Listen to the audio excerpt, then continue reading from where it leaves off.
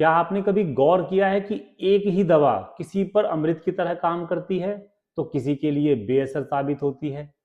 हमारे सनातन धर्म के महान ग्रंथ निर्णय सिंधु में इसका एक गहरा रहस्य छिपा है। रोग केवल शरीर का विकार नहीं बल्कि यह समय, तिथि और चंद्रमा की स्थिति का भी परिणाम है।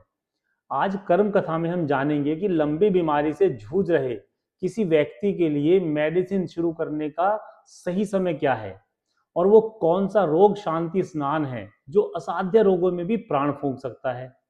निर्णय सिंधु के काल विवेक खंड में स्पष्ट वर्णन है कि मानव शरीर का जल तत्व और मन चंद्रमा की कलाओं से बंधा है। जब हम गलत तिथि या नक्षत्र में चिकित्सा शुरू करते हैं तो शरीर औषधि को स्वीकार ही नहीं कर पाता। ग्रंथ के अनुसार रिक्ता तिथियां यानी कि 4, 9 और 14 और अमावस्या के दिन गंभीर रोगों की दवा शुरू करना बिल्कुल ही वर्जित माना गया है।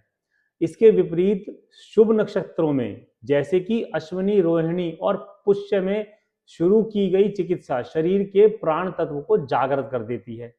ग्रंथ के अनुसार यदि कोई बीमारी लंबी चल रही हो तो दवा शुरू करने का सबसे बेस्ट जो टाइम है वह अमृत सिद्धि योग यानी कि सूर्योदय के ठीक बाद का होरा माना जाता है। एक विशेष उपाय नोट करें। दवा लेने से पहले उसे अपने हाथ में रखकर उत्तर या पूर्व दिशा की ओर मुख करें और भगवान धन्वंतरी का मानसिक स्मरण करें।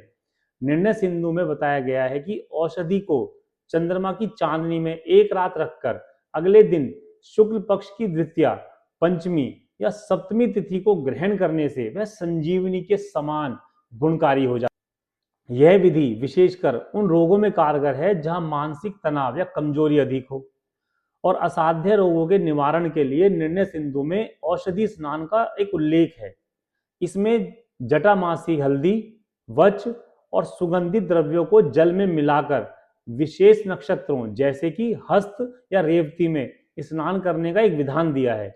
यह स्नान शरीर के ऑरा की शुद्धि करता है जिससे दवाइयों का असर बहुत तेज हो जाता है। याद रखें, उपचार और विश्वास जब शास्त्र और समय के साथ चलते हैं या मिलते हैं तो चमत्कार निश्चित है।